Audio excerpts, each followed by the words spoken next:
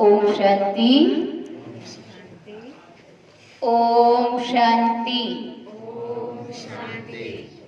ओम शांति।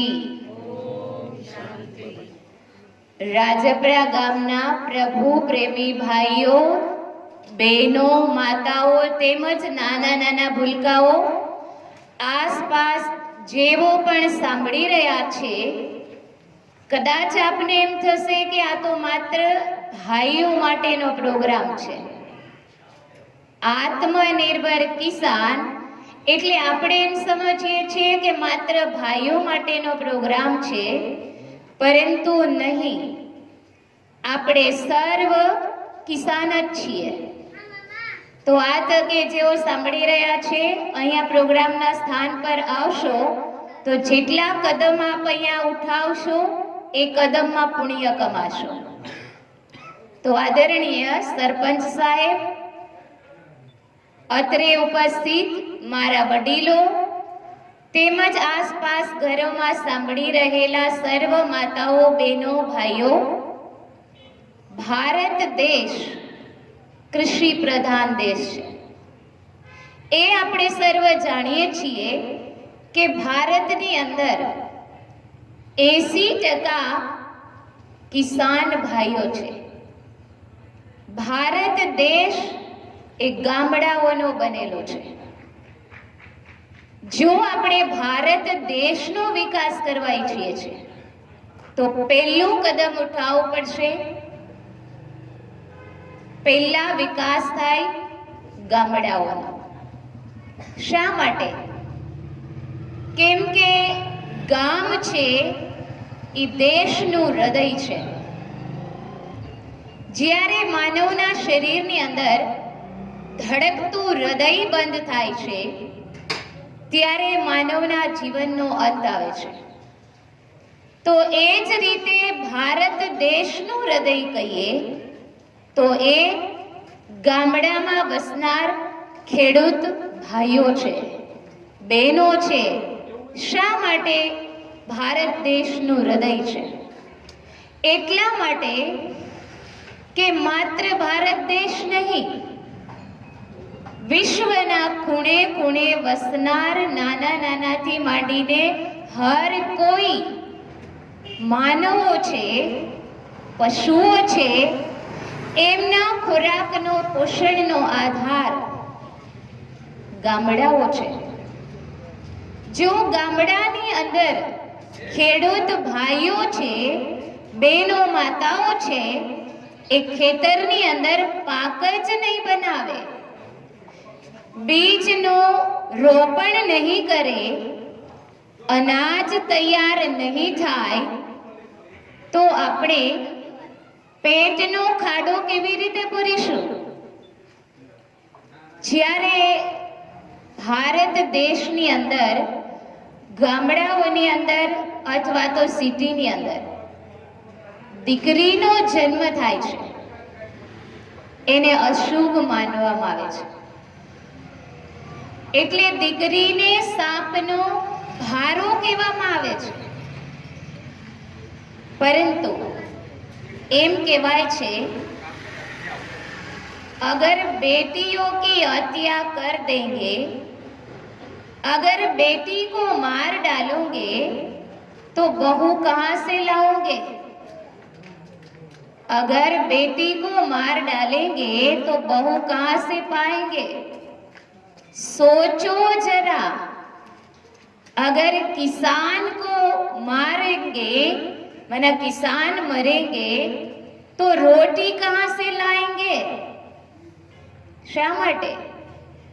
કે દીકરી જન્મ અશુભ છે એટલે એની હત્યા કરી દેવામાં આવે છે. પણ આજે હરેકને પોતાના પુત્ર માટે પુત્રવધુ જોઈએ છે. તો બેટી જ નહીં બચે તો પુત્રવધુ ક્યાંથી લાવશું? એ રીતે ખેતરની અંદર પાક નહીં થાય અથવા તો ખેતીને મહત્વ આપવામાં નહીં આવે, ખેતીને બચાવવામાં નહીં આવે, तो रोटी कहाँ से लाएंगे? કદાચ પુત્ર વધુ માટે બીજી કોઈ વ્યવસ્થા થઈ શકે, આપણી નહીં તો બીજી કોઈ, પણ રોટી માટેનો બીજો કોઈ ઓપ્શન છે? બોલો ભાઈઓ. આપ સર્વે મારા વડીલો છો, તો આપ અનુભવી છો. જો આપ ખેતરમાં પાક નહીં તૈયાર કરો તો સિટીની અંદર ક્યાંથી પહોંચશે?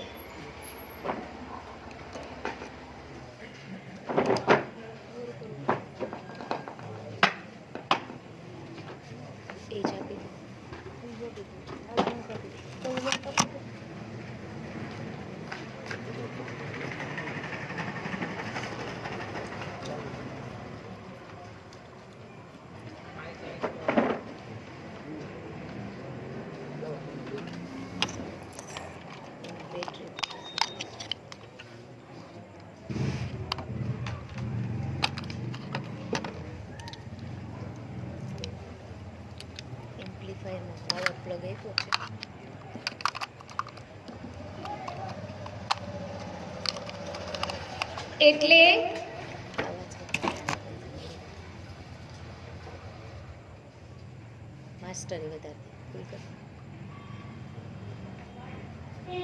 તો આપ સર્વ મારા વડીલો છો, હું પણ એક ખેડૂત પુત્રી છું. અમે જેટલા આવ્યા છે એ બધા ખેડૂત જ છે. એટલા માટે કે ખેતરની અંદર આપ સર્વ મહેનત કરી રહ્યા છો, પાકને તૈયાર કરી રહ્યા છો, પરંતુ આજે આપની સન્મુખ અમે આવ્યા છીએ તો કદાચ તમને એમ થશે કે આ નાની નાની બહેનો છે એ અમને શું સમજાવવાના છે. કદાચ તમને એમ થશે કે આ ધર્મના માર્ગે સંન્યાસ કરીને નીકળેલા બહેનો એ વળી અમને ખેતી વિશે શું સમજાવશે. એટલે કદાચ આવો પ્રશ્ન થાય કે બહેનો તો આ સંન્યાસ માર્ગ અપનાવીને ધર્મની વાતો કરવાના છે, પણ ધર્મ, અધ્યાત્મ અને કૃષિ આ મિલન ન થાય તો જીવન સંભવ નથી. કેમ કે આપણી આદિ સંસ્કૃતિ આપણે જોઈએ તો શ્રી કૃષ્ણ,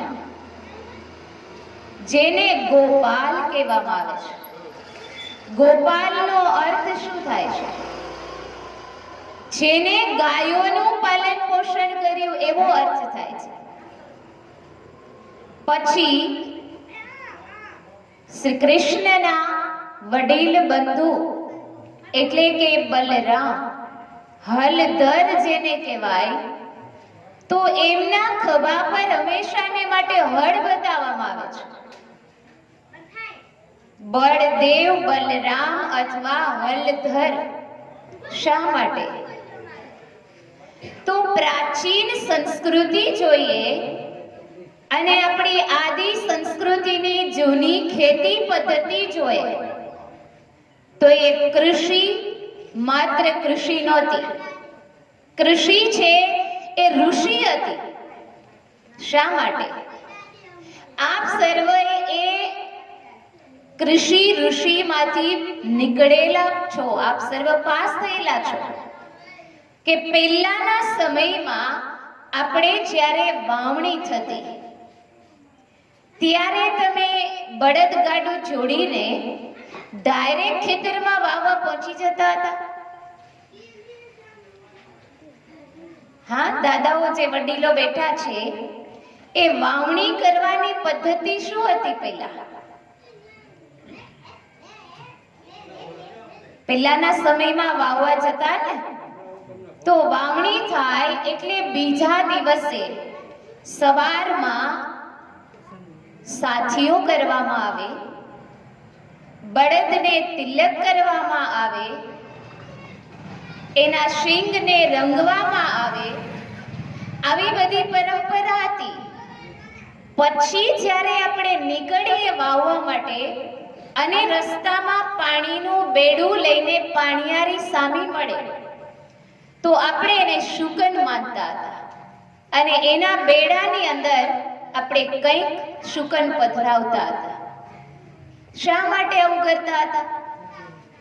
એનાથી શું પાક વધી જાય એટલે? હા, એનાથી પાક વધી જાય એટલા માટે. તો કદાચ આપણને અહીંયા એમ થશે કે આવું બધું કરવાથી પાક વધી જાય, ઉત્પાદન વધી જાય. એ વિધિ કરવાથી ઉત્પાદન નહીં વધી જાય, પણ એ વિધિ કરવા પાછળ આપણા જે વિચારો છે, આપણા જે શુભ સંકલ્પો છે, તો એ શુભ સંકલ્પ, સારા વિચારો છે, એની કિરણો છે એ ખેતરમાં પહોંચે. સારા વિચારો છે એ છોડ પણ સ્વીકાર કરે છે. વનસ્પતિ છે એ પણ આપણી ભાવનાઓને સમજે છે, સ્વીકાર કરે છે. એટલા માટે આવી જૂની પદ્ધતિથી આપણે ખેતી કરતા હતા. તો એ પ્રાચીન સંસ્કૃતિ આપણી યાદ કરીએ. ત્યારે આપ સર્વએ ડાયાબિટીસ, બીપી, કેન્સર આવા બધા રોગોના નામ સાંભળ્યા હતા? હમણાં વળી નીકળ્યું કોરોના. તો આવું નામ ક્યારે આવા વાયરસનું સાંભળેલું હતું જ્યારે આપણે પ્રાચીન જૂની ખેતી કરતા હતા ત્યારે? આ વડીલો સામે બેઠા છે, સાંભળ્યું તું દાદા? નહીં. ત્યારે તો ડાયાબિટીસને રાજ રોગ કહેવાતો હતો. એટલે કે રજવાડામાં ક્યાંક જ કોકને જોવા મળતો હતો. અને અત્યારે કેટલાને છે? આ તો શું કરો છો? ડાયાબિટીસ કેટલાને છે?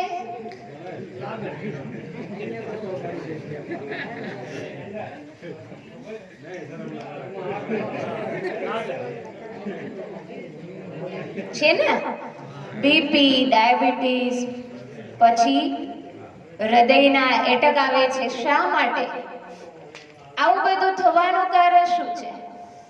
આપણા વડવાઓના વડવાઓ હતા ત્યારે બીમારીઓ ન હતી, આવા કોઈ પણ પ્રકારના વાયરસ ન હતા. ત્યારે તો આમ શરદી ઉધરસ હોય તો આપણે કહીએ વાહરા છે, ગામડાનો શબ્દ.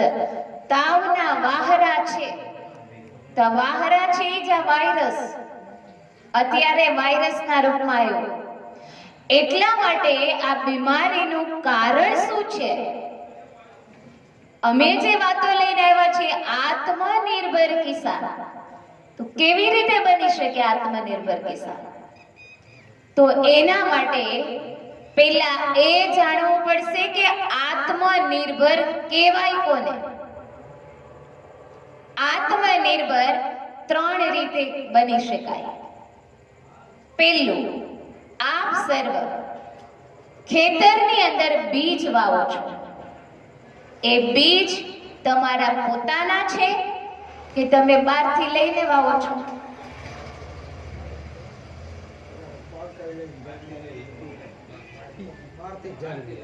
વધારે બહારથી લઈને વાવીએ છીએ ને આપણે. હાઇબ્રિડ બીજ, કયા બીજ આવી ગયા અત્યારે? હાઇબ્રિડ બીજ. શા માટે? કે આપણા ઘરનું વાવીએ તો એ જલ્દી મોટું ના થાય. આપણા ઘરના બીજ વાવીએ તો એ ટમેટા હોય તો એ નાની નાની સાઈઝના હોય. આપણા ઘરનું બીજ હોય તો એ દૂધી હોય તો નાની નાની હોય. એટલા માટે આપ પહેલો વિચાર કરશો કે આવું નાનું નાનું અમે માર્કેટમાં વેચવા જઈએ ને તો અમારે સવારથી સાંજ બેઠા રહીએ ને તો કઈ અમારી પાસે ગ્રાહક ન આવે. શા માટે? કેમ કે અત્યારે લોકોના મનની અંદર મોટું એ શબ્દ અહીંયા બેસી ગયો છે. પછી એ માત્ર શાકભાજીમાં નહીં, મોટું ગામમાં મોટું, ઘરમાં મોટું, શરીરમાં મોટું, આ મોટું શબ્દ છે એ ઘણી જગ્યાએ મોટું શબ્દ આવે, એટલે મારે મોટું થવું છે એમ આપણે એ મોટું શબ્દ અહીંયા ફિટ કરી દીધું ને, એટલા માટે બધાના મનની અંદર જે મોટી સાઈઝ હોય ને એ લેવાનું. પરંતુ જેવો અહીંયા ખેતીમાં રાસાયણિક ખાતર અને જંતુનાશક દવા કોણ નથી વાપરતું એ પહેલા તો હાથ ઊંચો કરો.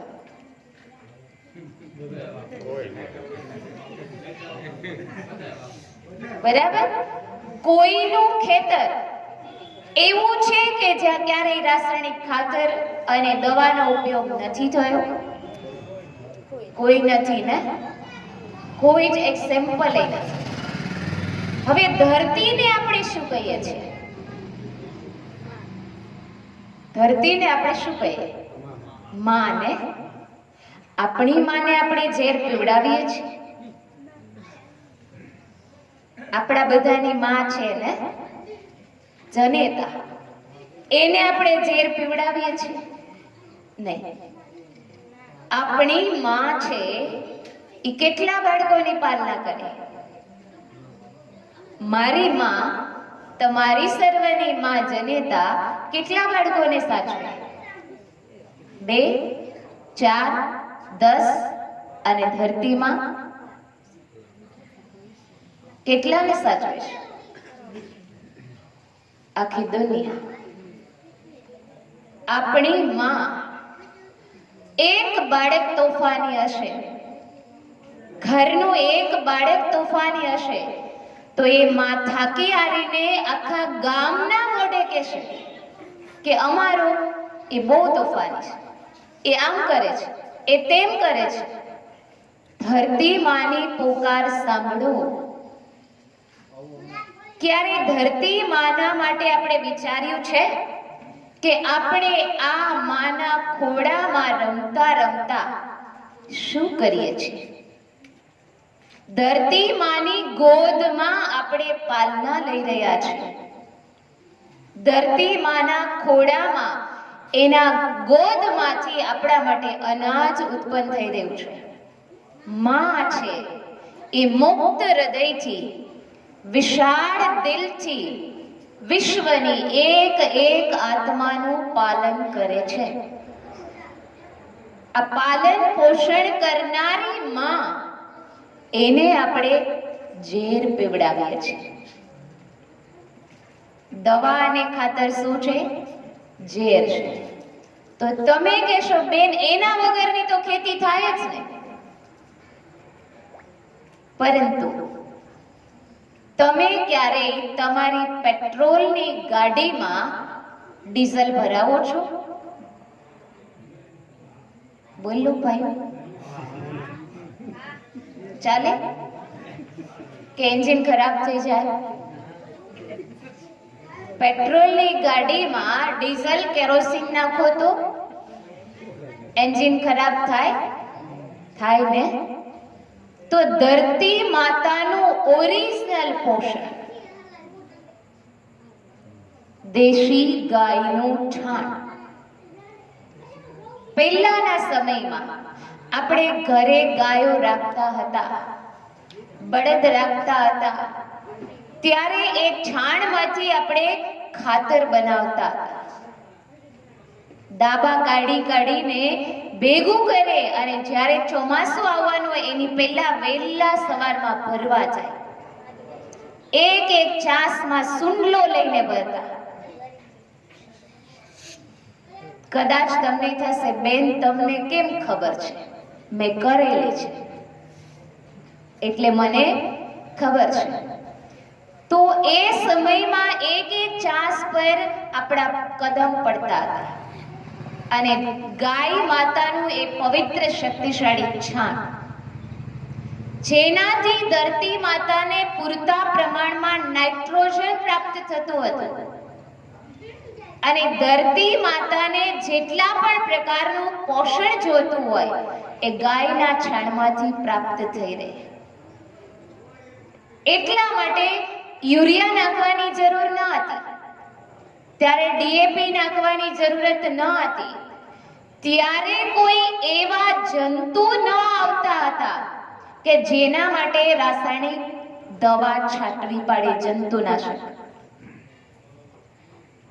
દાદાઓ, તમારા વખતમાં દવા હતી? નહોતી. ત્યારે પણ ઘરનું ગુજરાન ચાલતું હતું, આરામથી ચાલતું હતું ને?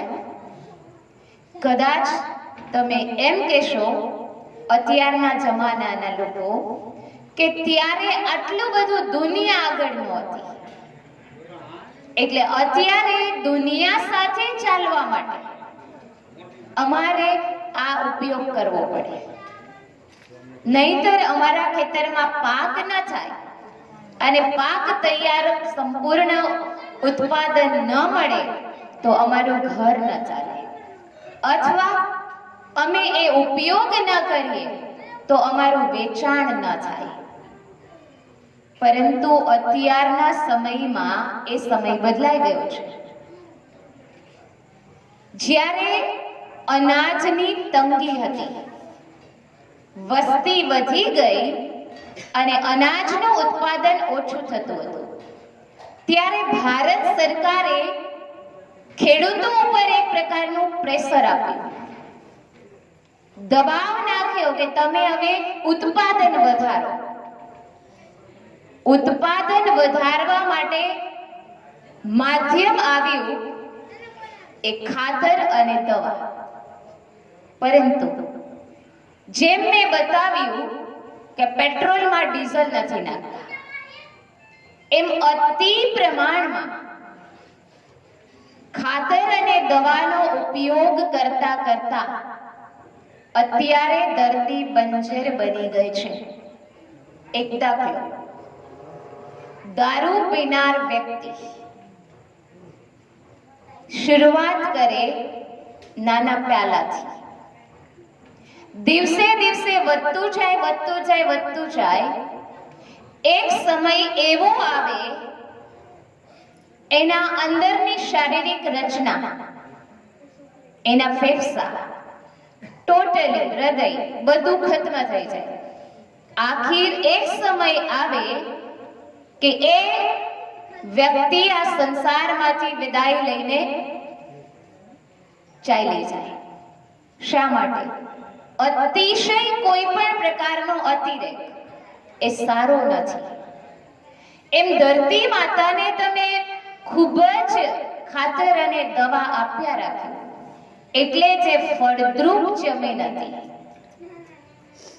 જે જમીનની અંદર અળસિયા હતા કે જે જમીનને સોફ્ટ બનાવવામાં મદદગાર હતા, એ જમીન ખાતર અને દવાથી બંજર બનવા લાગી. જે ઉપજાઉ જમીન હતી એ પણ બંજર બનવા લાગી.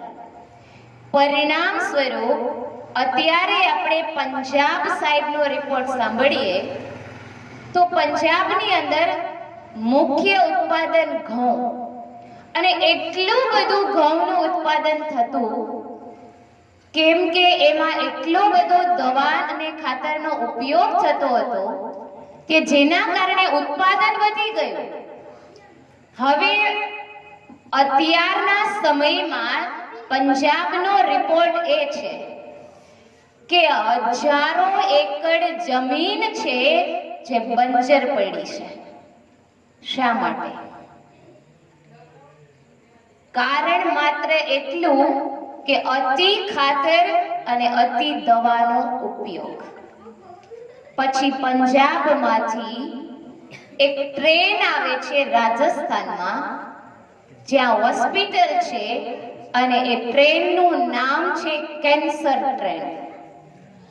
શા માટે? કેમ કે એ ટ્રેનની અંદર મોસ્ટ ઓફ જે પેસેન્જરો બેઠા હોય એમાં લગભગ કેન્સર પેશન્ટ હોય. શા માટે?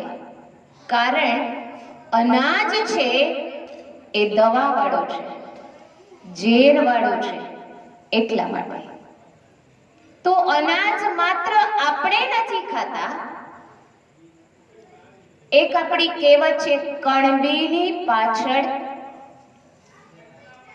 બોલો કરોડ નભે. કિસાન છે જગતનો તાત છે. કણબીની પાછળ કરોડ છે. તો આપણે એક દવા વાળું નથી ખાતા, આપણે ઉત્પાદન કરીએ છીએ અને આપણે બજારમાં વેચીએ છીએ. આપણે તો ઝેર પીએ જ છીએ, બીજાને પણ આપણે પીવડાવીએ છીએ. જાણીએ છીએ છતાં પણ આવું કરીએ છીએ, અથવા આપણને પરિણામની ખબર નથી અને આવું કરીએ છીએ. બે વાત છે. જો નથી જાણતા તો અમે જાણકારી આપવા જ આવેલા છીએ કે રાસાયણિક ખાતર અને દવાથી કેટલું નુકસાન આપણને, આપણા પરિવારને, સમાજને, દેશને અને વિશ્વને થઈ રહ્યું છે. આના પાપના ભાગીદાર કોણ? આવી બીમારીઓ થાય છે, બીમારીના કારણે પરિવારો તૂટી જાય છે. પરિવારની મેન વ્યક્તિ હોય એ જ વિદાય લઈને ચાલી જાય તો એ ઘરનો આધાર ચાલ્યો જાય છે. તો આ બધા કર્મો છે, એના જવાબદાર કોણ? કહેવાતા જગતના તાત ખેડૂત છે, એ નિમિત્ત છે. તો કમસે કમ મારી સર્વને એ વિનંતી કે આપ જેટલી પણ ખેતી ધરાવો છો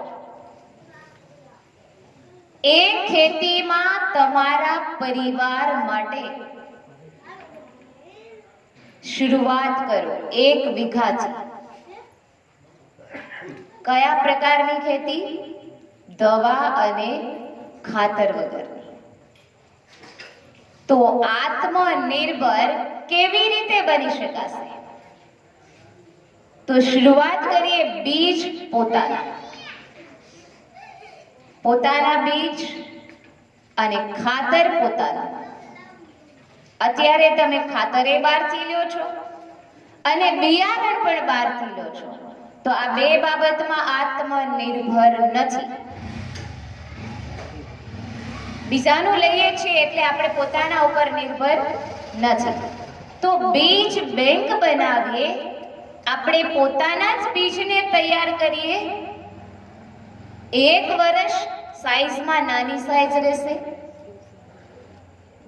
2 વર્ષ રહેશે, 3જું વર્ષ આવશે ત્યાં ધરતી માતા ઝેર મુક્ત બનશે. અને એ જ્યારે ઝેર મુક્ત બનશે ત્યારે મુક્ત હૃદયે આપતી હતી અને આપવાનું શરૂ કરશે. કેમ કે જ્યારે આપણી શ્રી કૃષ્ણની ભૂમિ હતી એ ભૂમિને અકૃષ્ટ પચ્યા કહેવાતું. એટલે કે કોઈ પણ વસ્તુની કમી નહીં, એટલી ભરપૂરતા એને કહેવાય અકૃષ્ટ પચ્યા. આપણા વડીલોના મુખે સાંભળેલી વાત કે પહેલા તો માયગા મેં આવતા હતા. બોલતા ને? માગ્યા મેં એટલે જ્યારે જરૂરત હોય ત્યારે વરસાદ આવતો હતો. અત્યારે આવે છે જ્યારે જોઈએ ત્યારે, પણ કઈ નક્કી જ નથી. પાક તૈયાર થાય અને વરસાદ આવે.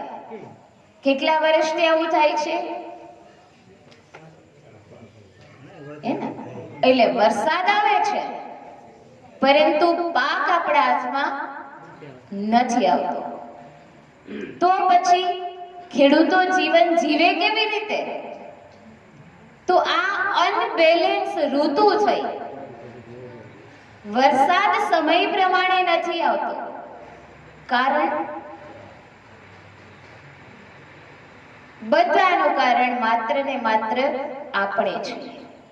જ્યારે આપણે સમજીએ, આપણે જાગૃત થઈએ અને આ બધી જે વિદેશથી આવેલી ખાતર ભારતનું નથી, દવા ભારતની નથી, વિદેશવાળાએ બનાવી ત્યાં ઉપયોગ નથી કરતા.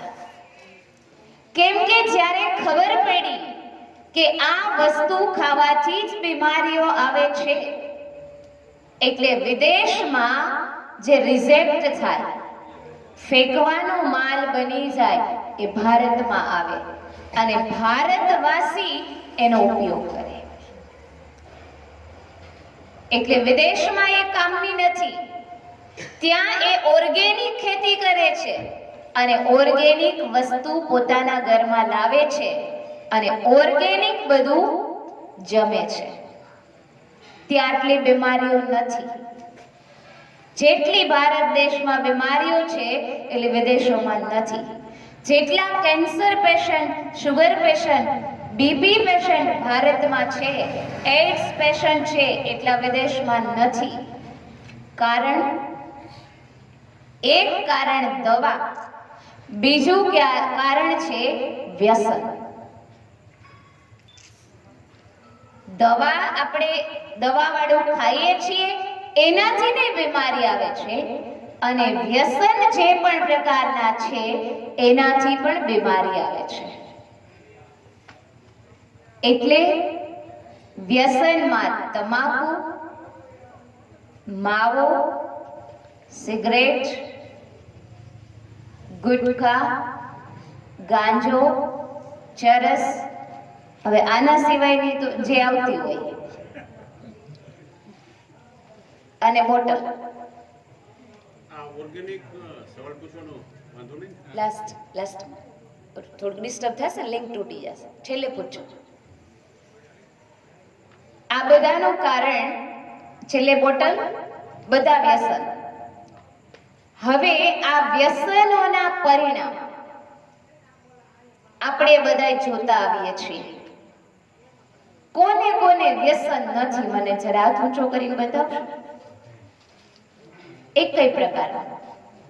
બહુ સરસ, ખૂબ જ સરસ, તાલીઓથી વધાવો. ધન્યવાદ ખૂબ ખૂબ કે આપે બચ્યા છો અને આપે આપના પરિવારનો વિચાર કર્યો છે.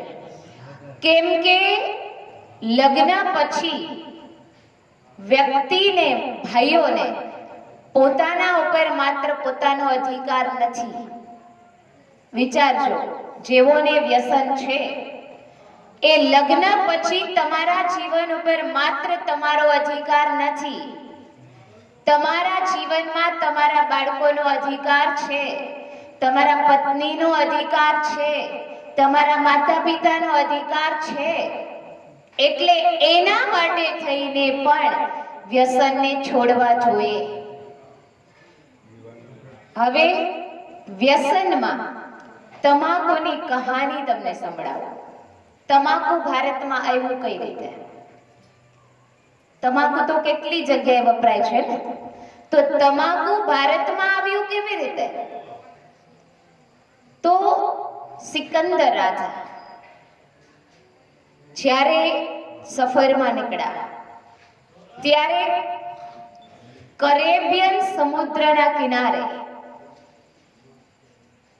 ત્યાં આદિવાસી લોકો રહેતા હતા અને એ કોઈ છોડના પાંદડાને ચાવતા હતા. એ પાંદડા ચાવી અને એના જીવનમાં તાજગીનો અનુભવ કરતા હતા. પછી એ છોડના પાંદડાને સળગાવતા હતા અને એના ધુમાડાને ટાબકો નામની નળીથી લેતા હતા. ટાબકો નામની નળી, એટલે ટાબકોનું નામ ટોબેકો, તમાકુ. એ ધુવાડા લેવાથી એના જીવનમાં સ્ફૂર્તિ અને ખુશીનો અનુભવ કરતા હતા. એટલે રાજાએ વિચાર્યું કે આ એક ધન કમાવાનું માધ્યમ બની શકે. એટલે એને પોતાના દેશમાં લઈ ગયો અને પછી એને ભારતમાં આર્થિક વ્યવસ્થા પોતાની સુધારવા માટે, ધન કમાવા માટે એ ભારતમાં લાવ્યા. આ તમાકુની ઉત્પત્તિની પહેલી કથા.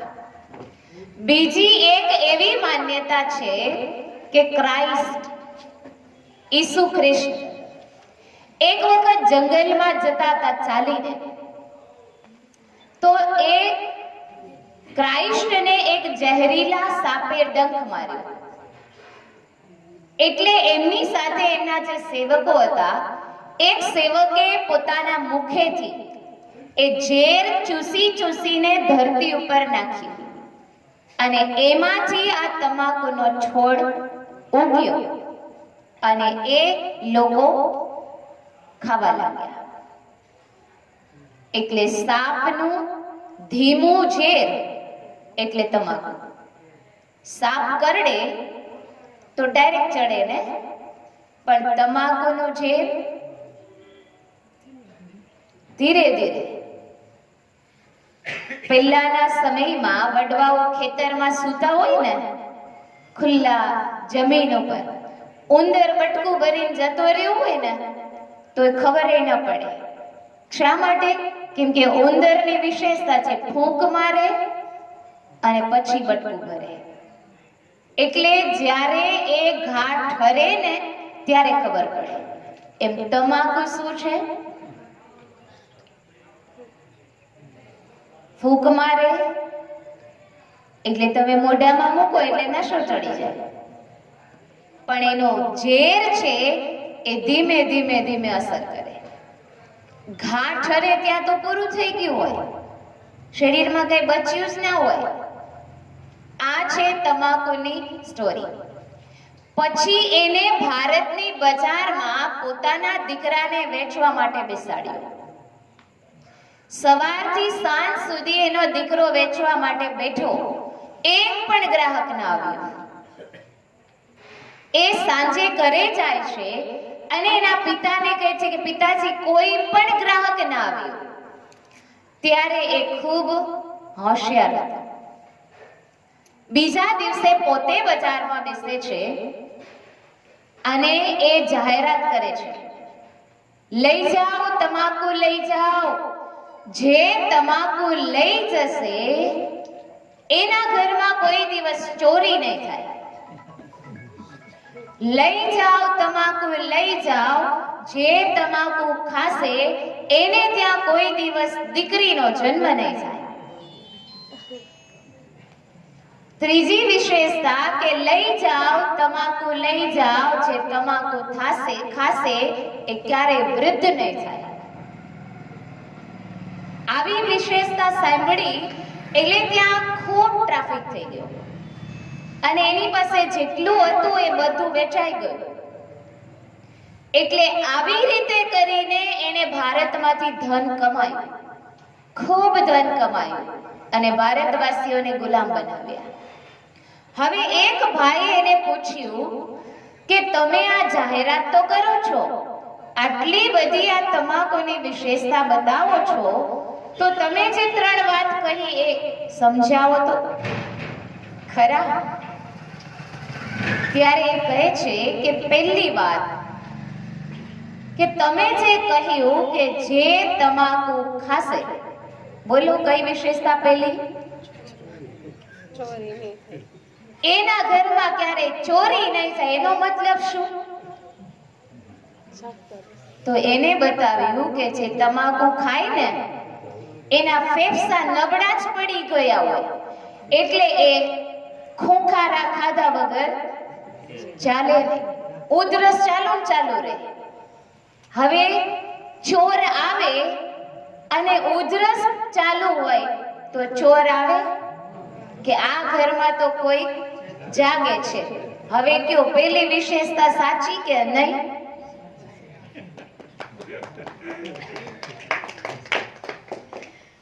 હવે છેલ્લે સમજાવીશ તમને, તાલીઓ વગાડી પણ. પછી એને પૂછ્યું તો બીજી વિશેષતા કઈ હતી? એને ત્યાં દીકરીનો જન્મ નહીં થાય. તો કે એનું કારણ તો કે એની શક્તિ જ ન રહી હોય, એના શુક્રાણુઓનો નાશ થઈ ગયો હોય, એટલે એને ત્યાં દીકરી જન્મ જ ન લે. ત્રીજી વાત બોલો, એ ક્યારેય વૃદ્ધ ન થાય. કારણ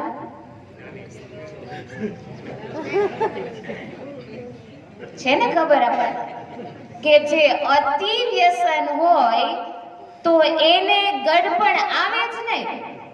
કેમ ન આવે? ગડપણ આવે એની પહેલા તો આ ત્રણ વાત સાચી પડી ને? હવે સમજી ગયા જેઓને વ્યસન છે? જેઓને વ્યસન છે એ આ ત્રણેય પરિણામ સમજી ગયા. એટલે એમાં ખુશ નથી થવાનું, કેમ કે આ નુકસાનકારક છે. ફેફસા ફેલ થઈ જાય, સંતાન પ્રાપ્તિ ન થાય અને ગડપણ આવે ને પેલા જતા રહીએ તો પાછળવાળાનું કોણ? એટલે કોઈ પણ પ્રકારનું વ્યસન શરીર માટે નુકસાનકારક છે.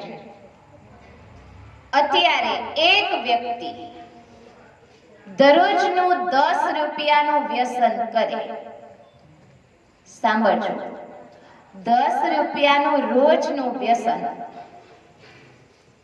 સરેરાશ કરો 30 વર્ષે કેટલો ખર્ચો થાય?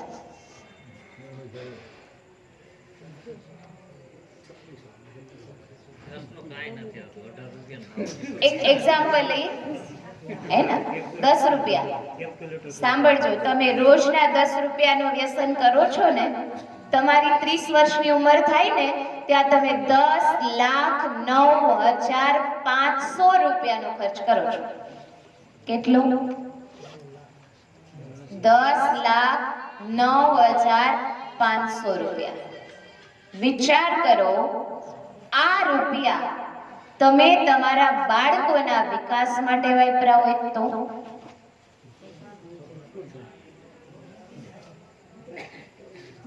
પરિવારનો ઉદ્ધાર થઈ જાય ને? બાળકના વિકાસમાં, તમારા ધંધામાં એમાં વાપરા હોય તો ભવિષ્ય સુધરી જાય ને? એના ધંધાર્થીનો ફાયદો હોય ને, વ્યસનના ધંધા, એના છોકરાનો ફાયદો હોય ને. શેમાં? એમાં એના છોકરાનો પડી જાય. કેના છોકરા? ધંધાર્થીનો. વ્યસન વાળા. હા, હવે વ્યસન આપણી પાસે એ જ ધંધો છે એવું નથી. વ્યસનનો સરકારને જેટલો ટેક્સ મળે છે એ ટેક્સ કરતા ડબલ ખર્ચો વ્યસનના કારણે જે બીમારી આવે છે એ બીમારીને દૂર કરવામાં કે એ બીમારીના દવા કરવાના ખર્ચામાં ડબલ જાય છે. એટલે હકીકતમાં સરકાર જે આ વ્યસનોની મંજૂરી આપે છે તો એ સમજે છે કે સરકારને ઇન્કમ થઈ રહી છે, પણ હકીકતમાં આ દવાની પાછળ જે પૈસો જઈ રહ્યો છે તો એ વેસ્ટ જ છે ને. તો એના કરતા વ્યસનથી મુક્ત બનીને જીવન જીવીએ. તમે વિચાર કરો, બીડીની સાઈઝ કેવડી?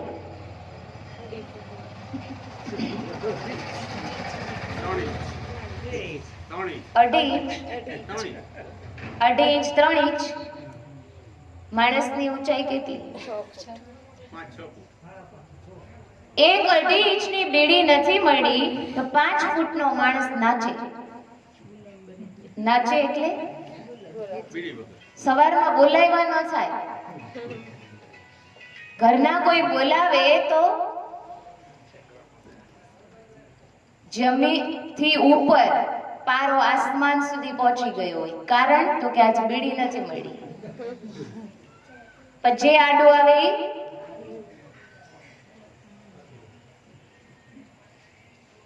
તો આપણો સ્વભાવ ખરાબ થયો, એના કારણે બીજા ઉપર ક્રોધ થયો, એના વિચારો ચાલ્યા, કેટલું બધું વાતાવરણ બને. એટલે જેટલા વ્યસનો છે એ બધા નુકસાનકારક. કદાચ તમે વ્યસન છોડો, અમને શું ફાયદો? વ્યસનનો ધંધો ચલાવે એને ફાયદો છે ને, અમને શું ફાયદો? અમે શું કામ કહીએ છીએ તમને? વ્યસન છોડવાનું અમે કેમ કહીએ છીએ? અમે એમ માનીએ છીએ વસુદેવ કુટુંબકમ, માત્ર અમારું જીવન બચે કે અમારો પરિવાર બચે એ સ્વાર્થ નથી, પણ આખું વિશ્વ છે એક પરિવાર છે, તો વિશ્વને બચાવવાનું છે. વિશ્વની અંદર જે વસનાર માનવો છે એના જીવનને બચાવવાનું, પરિવારોને બચાવવાના છે, બાળકોના માતા પિતાઓને બચાવવાના છે. એટલા માટે અમે આ સંદેશો આપી રહ્યા છીએ. તો વ્યસન પણ એક ધીમું ઝેર છે. તો મેં કારણ બતાવ્યા બીમારીના બે. એક કારણ દવા અને રાસાયણિક ખાતર વાળું અનાજ, બીજું કારણ તો આ વ્યસન. દારૂ પીનાર વ્યક્તિ હોય ને, બિનકોડી બાદશાહ હોય, હકીકતમાં કાંઈ ન હોય, પણ જ્યારે બોટલ લીધી હોય ત્યારે નશામાં હોય, ત્યારે એ કેવી કેવી વાતો કરે પોતે બાદશાહ છે એવી, પણ સવારે જોવે તો ગટરની નાલીમાં પડ્યા હોય. તો વિચાર કરો કે એક બોટલ પીવાથી એના મગજની આખી રચનામાં ફેરફાર થઈ જાય. કઈ રીતે? નોર્મલ રીતે વાતો કરતા હોય અને વ્યસન કર્યા પછીની જે વાતો હોય એમાં ફેર પડી જાય ને.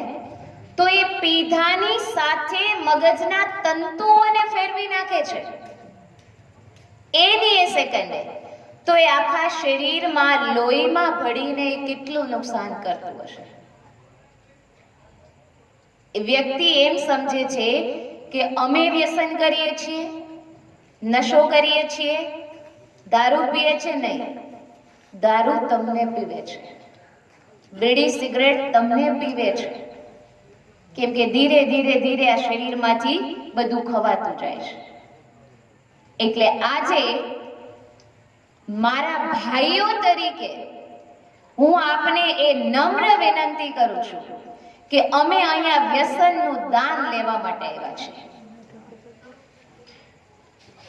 અમે એ વિચારીએ છીએ કે તમે બચો, તમારો પરિવાર બચે, તમારા બાળકો પપ્પા કહેવા માટે લાયક રહે અંત સમય સુધી, તમારી બેન રાખડી બાંધવા માટે અંત સમય સુધી ખુશ રહે, તમારી પત્નીનું સૌભાગ્ય અખંડ રહે, તમારી માતાના મુખમાંથી મારો લાલ, મારો દીકરો એ શબ્દ કાયમના માટે ગુંજતો રહે, એના માટે તમે વ્યસનનું દાન આપો. તો કદાચ તમે એમ કહેશો બેન ન છૂટે, જૂનું વ્યસન છે, તો એ આપણા માનસિક વિચારો છે. યાદ કરો, જન્મ થયો ત્યારે કોના મોઢામાં બીડી હતી?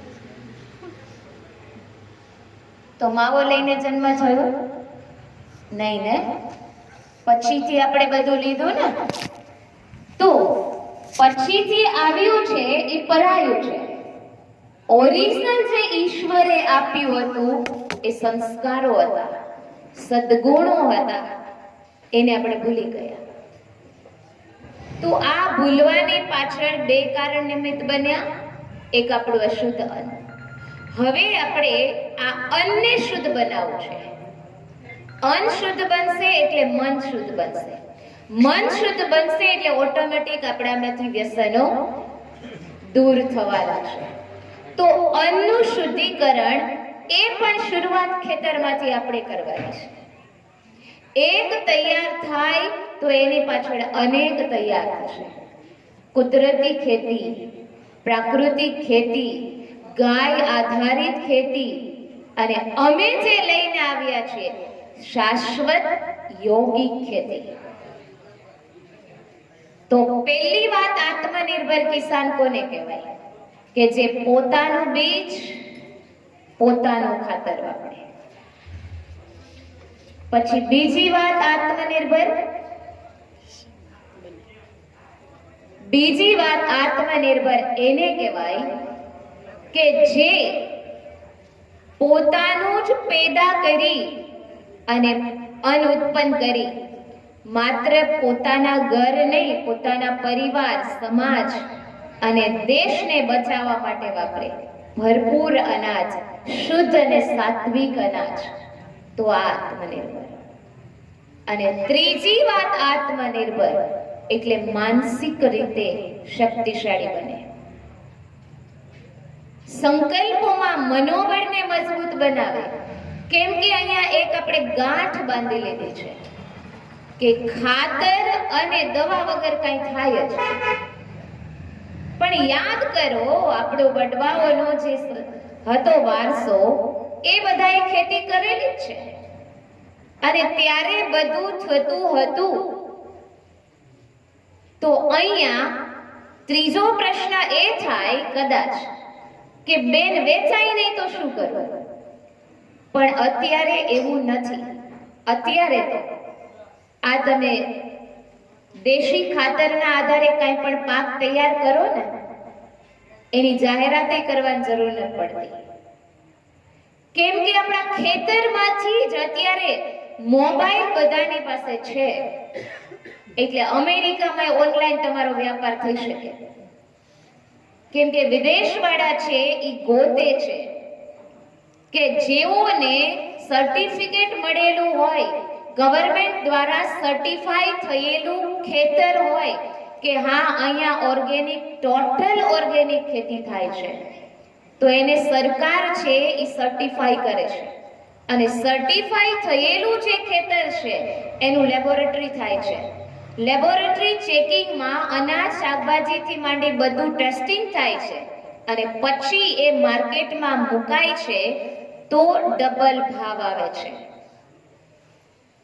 કદાચ તમને એમ થાય ઉત્પાદન ઘટી જાય, પણ ઉત્પાદન ઘટે છે એના પ્રમાણમાં ભાવ ડબલ થઈ જાય છે. તો બે બેલેન્સ થઈ ગયું. અત્યારે તમે ઉત્પાદન વધારો છો તો તમે આખા વર્ષ દરમિયાન દવા છાંટો, ખાતર નાખો, એ બધો ખર્ચો કાઢતા તમારી પાસે બચત કેટલી થાય? 25%? હા પરેશભાઈ, 10% ને?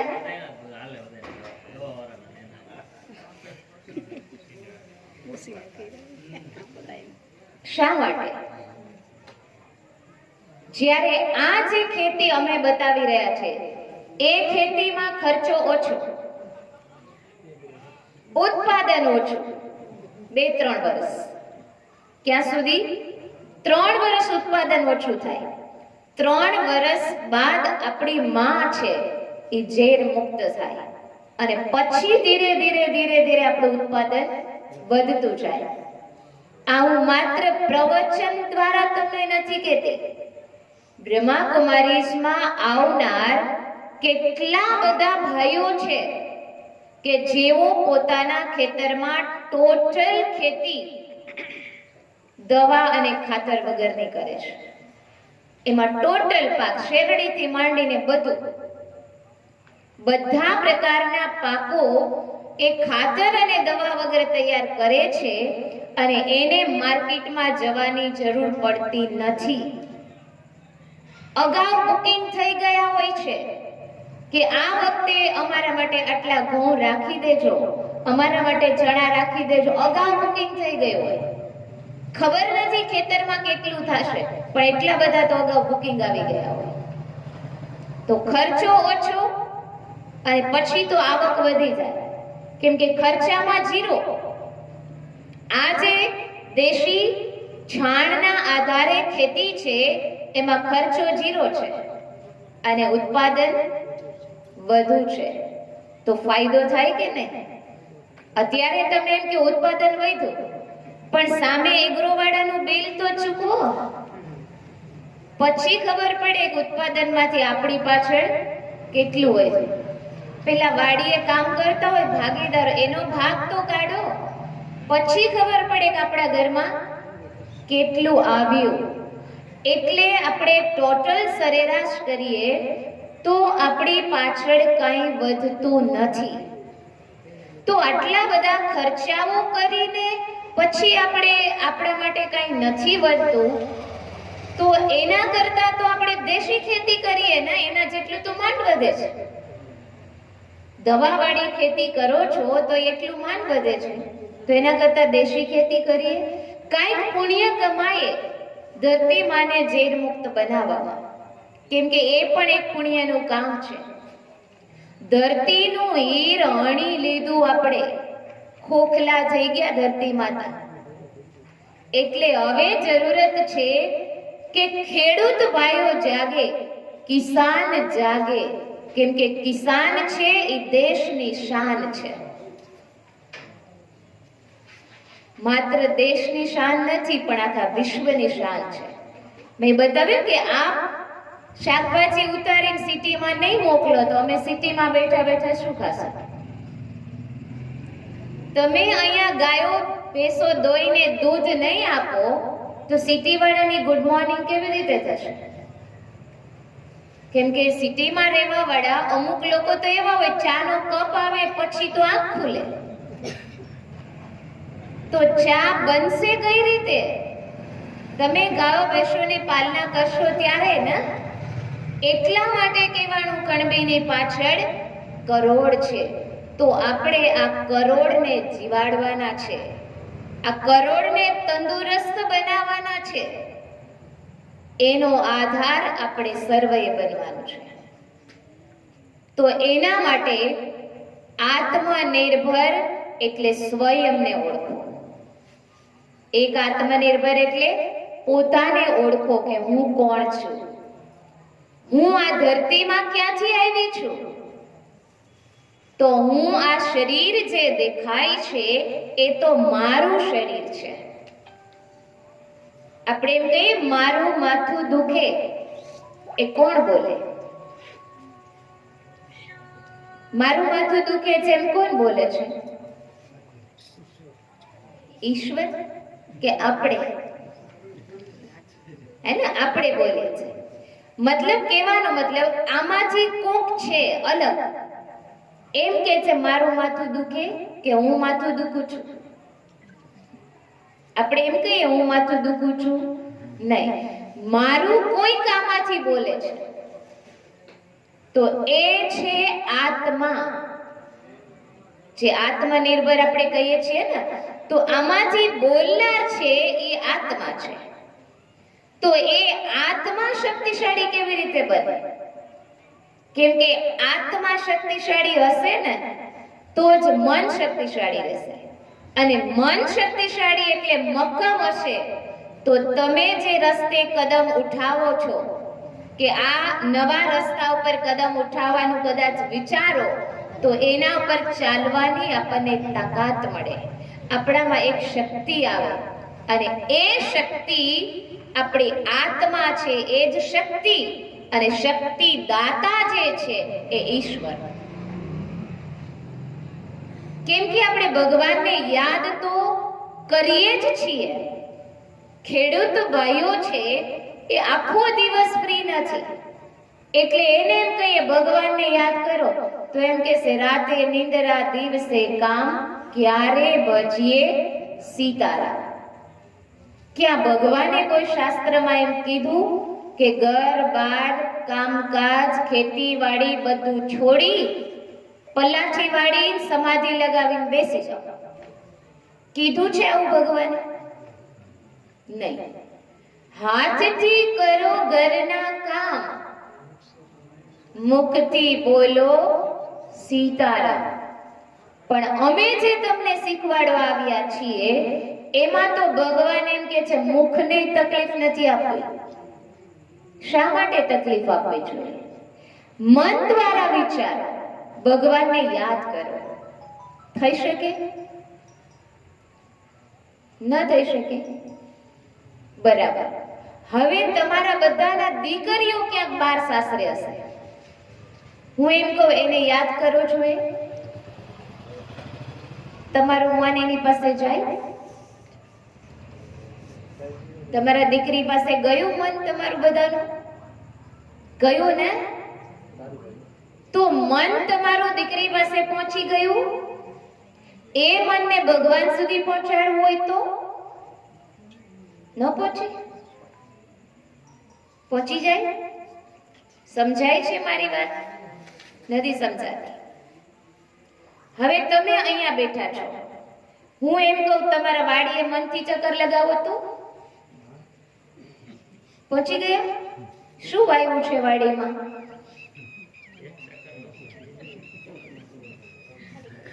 મનની સામે વાડી દેખાવા માંડી. અહીંયા કૂવો છે, અહીંયા મોટર છે, અહીંયા બોર કરેલો છે, બધું યાદ આવી જાય ને મન દ્વારા. હવે આ જ મનને ભગવાનમાં યાદમાં ભગવાનની લગાવ હોય તો ન વિચારી શકે મન? તમારા રામ મંદિરમાં તમે મૂર્તિ જોઈ હોય તો અહીંયા બેઠા બેઠા એ મૂર્તિને ન જોઈ શકો? મન દ્વારા જોઈ શકાય ને? તો એ થઈ ભગવાનની યાદ. એટલે આપણું મન છે એ જેવું વિચારે ને એવું જોવાય લાગે. આ મનની એક આદત છે, મનની એક શક્તિ છે કે એ જેવો વિચાર કરે ને એવું મન એની સામે ચિત્ર જોવા લાગે. હું તમે કહું મોટા મેદાનમાં પહોંચી જાઓ, બગીચામાં પહોંચી જાઓ, તો તમે બગીચો જોયો નહીં હોય ને તોય તમારું મન છે એ બગીચામાં ફરવા લાગી જાય. તો કેવી રીતે બગીચો આવી ગયો? મને ચિત્ર ઊભું કર્યું. એમ ભગવાનને ઓળખતા નથી, જાણતા નથી, પણ ભગવાન છે એટલું તો આપણને બધાને ખબર છે ને. તો ભગવાન સુધી મનને લઈ જઈએ, તો ભગવાનને યાદ કરીએ, એની પાસેથી શક્તિ મળે આપણને, કેમ કે એ શક્તિ દાતા છે. અને ઈ શક્તિની કિરણો છે એ આપણા ખેતરમાં ફેલાવીએ, આપણા પાક ઉપર એ વાઇબ્રેશન એટલે કિરણો પહોંચાડીએ તો એનાથી આપણો પાક સુરક્ષિત રહે. અમે જે બતાવી રહ્યા છે શાશ્વત યોગિક ખેતી, એટલે શાશ્વતમાંના સનાતન. પહેલેથી આપણી જે કૃષિ ઋષિ હતી એ ખેતી, અત્યારે પણ એ ખેતીને લઈ આવવાની જરૂરત છે. એટલે આપણા ભારત દેશના વડાપ્રધાન આદરણીય નરેન્દ્રભાઈ મોદીજી બ્રહ્માકુમારીઝના માઉન્ટ આબુ ખાતે જાન્યુઆરીની 22 તારીખે વર્ચ્યુઅલ ઉદ્ઘાટન કર્યું આઝાદીનો અમૃત મહોત્સવ. તો એ સમયે એમને પણ એ બતાવ્યું કે બ્રહ્માકુમારીજની પાસે બે શક્તિ છે. એક છે એમની પાસે સાધના અને બીજી છે ભાવના. સાધના એટલે તપ. તપનું બળ આપણે જાણીએ છીએ આપણા ઋષિઓ કે એના તપોબળથી આ ભારતની સંસ્કૃતિ છે એ ટકી રહી. એટલે સાધના છે અને ભાવના છે. માત્ર પોતાના માટે નથી જીવવાનું, જીવવા માટેના 3 સૂત્ર છે. જીવવા માટે જીવો, બીજું જીવો અને જીવવા દો, અને ત્રીજું ખાઓ પીવો અને જીવો. કેટલા નંબરનું પસંદ કરશો?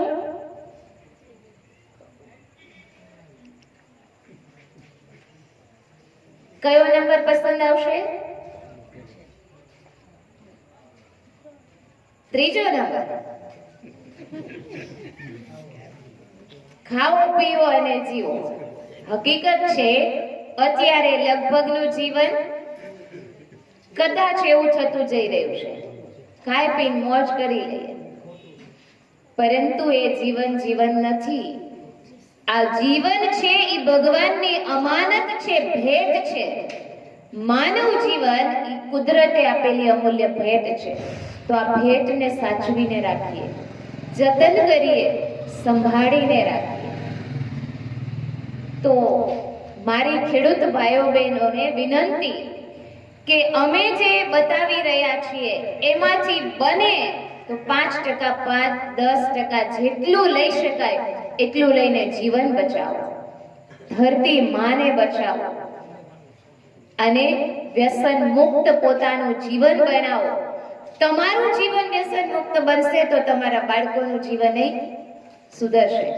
કેમ કે તમને બીડી પીતા જોશે એટલે બાળક સ્કૂલે છૂટિયા બીડી પીશે. તમે એને માવો લેવા મોકલશો એટલે એ મોટો થઈને ખાશે. એટલે તમારું જીવન નહીં એનું તો વિચારો, એનું ભવિષ્ય તો સુધારો. એટલે વ્યસનને બને તો છોડવાની કોશિશ કરે અને જે વધારે પડતું દવા અને ખાતરનો ઉપયોગ થાય છે એમાંથી તમારા પરિવાર માટે 1 વીઘામાં ઓર્ગેનિક ખેતી કરો. ખાતર અને દવા વગર પ્રયોગ કરો તો આ બીમારીમાંથી બચી શકાશે. બીમારીમાંથી બચવાનો બીજો કોઈ જ માર્ગ નથી સિવાય કે ભોજનમાં ફેરફાર કરો, ખેતરના વાવેતરમાં ફેરફાર કરો. તો જરૂરથી આપણે બચીશું, આપણો પરિવાર બચશે અને આપણો દેશ બચશે. તો માત્ર આપણે નથી બચવાનું પણ આપણે પરિવાર અને દેશને બચાવવાનો છે.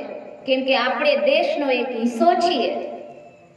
આપણે એમ સમજીએ કે રાજપરા ગામમાં પડ્યા, હવે આપણે એક ના હોય તો દેશને શું ફરક પડે? નહીં. ગાંધી બાપુ એકલા હતા. એકલા ગાંધી બાપુએ આઝાદીની ચળવળ ચલાવી, લડત લડ્યા, ત્યારે આપણે બધા અહીંયા આઝાદ છીએ. તો હવે જે આવ્યા છે એ ગાંધી બાપુના પણ બાપુ, એટલે સ્વયં ભગવાન. યદા યદા હિ ધર્મસ્ય ગ્લાનિર્ભવતિ ભારત અભ્યુત્થાનમ ધર્મસ્ય તદાત્માનં સૃજામ્યહમ પરિત્રાણાય સાધૂનાં વિનાશાય ચ દુષ્કૃતાં સંભવામિ યુગે યુગે.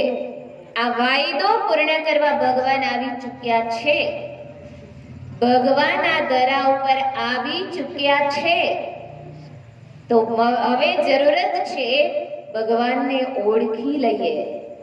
ભગવાન પાસે ખોવાયેલો વારસો છે જે સુખ, શાંતિ, આનંદ, પ્રેમ, પવિત્રતા, આ બધા સંસ્કારો અને સદ્ગુણોનો વારસો લઈએ અને ફરીથી આ ભારત ભૂમિને સુવર્ણ બનાવીએ, શ્રી કૃષ્ણની દુનિયા લાવીએ, जहां डाल डाल पर सोने की चिड़िया करती है बसेरा वो भारत देश है मेरा. એ શ્રી કૃષ્ણની સંસ્કૃતિ હતી. ફરીથી એ સંસ્કૃતિ તરફ આપણને આપણા પ્રધાનમંત્રી પણ લઈ જવા માટે પ્રેરણા આપી રહ્યા છે. તો વર્તમાન સમયે ગવર્નમેન્ટ પણ હવે એ મહેનત કરી રહી છે કે ખેડૂતો ખાતર અને દવાનો ઓછો ઉપયોગ કરે અને ઓર્ગેનિક ખેતી કરે. હવે સરકારનો એ પ્રયાસ છે. કેમ કે ખબર પડવા લાગી કે આના કારણે જ આ બીમારીઓ આવેલી છે. તો આ બીમારીમાંથી મુક્ત થવાનો માર્ગ છે ઓર્ગેનિક ખેતી. ખાતર અને દવાનો ઉપયોગ બંધ. એટલે એક અભિયાનનું લક્ષ્ય કે ખેડૂત છે એ રાસાયણિક ખાતર અને જંતુનાશક દવાના ઉપયોગથી મુક્ત બને.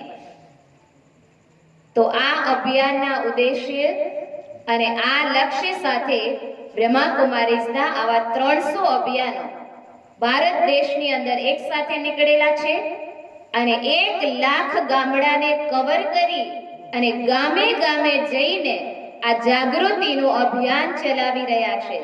તો આ અભિયાન પાછળ બ્રહ્માકુમારીઝનો કોઈ સ્વાર્થ નથી. માત્ર આ એક વિશ્વ કલ્યાણની સેવાનું લક્ષ્ય લઈને ભારત એક આપણો દેશ નહીં, આપણો પરિવાર છે. વિશ્વ આપણો પરિવાર છે. તો આ પરિવારને બચાવવાના ઉદ્દેશ્યથી સતમાર્ગ તરફ વાળવા માટે જે ધરતી માતાને, જે પ્રકૃતિને પ્રદૂષિત કરી રહ્યા છીએ, એટલે તત્વનું અનબેલેન્સ થઈ રહ્યું છે, તો એને બચાવવા માટે, પ્રકૃતિને બચાવવા માટે, જનજીવનને બચાવવા માટે, વનસ્પતિને બચાવવા માટે આ અભિયાન સાથે અમે નીકળેલા છીએ. તો આપ સર્વને એ વિનંતી કે અમે અહીંયા આવ્યા છીએ તો અમારું અહીંયા આવવા માટે કંઈક અમને સફળતા મળે, તો કોઈકને એવી પ્રેરણા થાય તો કોઈ એક વ્યક્તિ પણ વ્યસનનું દાન અમારા બોક્સમાં આવીને આપે ને ભગવાનને કાયમના માટે ભેટ ચડાવી દે, તો એનાથી વિશેષ ખુશી અમારા માટે બીજી કોઈ જ નથી કે અમારા ભાઈ બચશે, અમારા ભાઈનો પરિવાર બચશે. તો જેઓને પણ છોડવું હોય તો વ્યસનમાં દાનમાં આપી શકે છે, અને બની શકે તો તમારા પોતાના ખેતરમાં તમારા પૂરતું આ દવા અને ખાતર વગરનું ઉત્પાદન કરી અને એ અનાજ ખાવાનું શરૂ કરશો તો મન શુદ્ધ થશે અને તનમાંથી બીમારીઓ જતી રહેશે. ઓમ શાંતિ. તમારા બાજુમાં અહીંયા કોટડા છે, તો કોટડાથી તૃપ્તિબેન આવ્યા છે અને ભાવિશાબેન આવ્યા છે. તો અમારો 7 દિવસનો સત્સંગ હોય છે કે આપણે વ્યસન મૂકવાનો પ્રયત્ન કરીએ છીએ અને ક્યાંક મંદિરે જાત્રામાં જઈએ ને તો મૂકીને આવીએ છીએ, પણ ઘરે આવીએ તો જેવા હતા એવા ને એવા જે છે એવા થઈ જાય છે. એનું કારણ છે કે આપણે જે મૂકીએ છીએ એ માત્ર આપણી શક્તિથી મૂકીએ છીએ, અને હવે જે આપને પ્રેરણા મળી રહી છે એ એક ઈશ્વરીય શક્તિ જોડાઈ રહી છે, એટલે આપણે કંઈ જ નહીં કરી શકીએ. પણ જ્યારે ઈશ્વરીય શક્તિ આપણી સાથે જોડાય ત્યારે આપણે અસંભવ કાર્ય પણ સંભવ કરી શકીએ છીએ. તો આ બધાની ગુલામીમાંથી મુક્ત બનીએ. ભારત તો આઝાદ બન્યો, પણ એ અંગ્રેજો ગયા એટલે આઝાદ બન્યો. તો જેવા અંગ્રેજો ગયા ને એ બીડી આવી, સિગરેટ આવી, તમાકુ આવ્યું, આ બધા વ્યસનો આવ્યા, કામ, ક્રોધ, લોભ, મોહ અને અહંકાર આવ્યો. તો આપણે ગુલામ છીએ કે આઝાદ છીએ? 2.5 ઇંચની બીડીના ગુલામ ખરા? હે ને? તો આપણે આપણા જ તો ગુલામ છીએ, વ્યસનોના ગુલામ. વાત વાતમાં ક્રોધ આવી જાય તો 5 વિકારોના ગુલામ. તો ક્યાં આઝાદી છે? હે ને? અંગ્રેજોથી આઝાદ થયા, પણ આપણે આપણા બંધનમાં તો બંધાયેલા છીએ. તો સાચી આઝાદી એ કે આપણે વિકારોમાંથી મુક્ત બનીએ અને વ્યસનોમાંથી મુક્ત બનીએ. તો આ શક્તિ પ્રાપ્ત કરવી હોય તો બ્રહ્માકુમારીઝનો 7 દિવસનો સત્સંગ હોય, અને એ સત્સંગની ફી 5 સિક્કા. કયા કયા? કામ, ક્રોધ, લોભ, મોહ અને અભિમાન. એક આનો ફી છે એક્સ્ટ્રાની.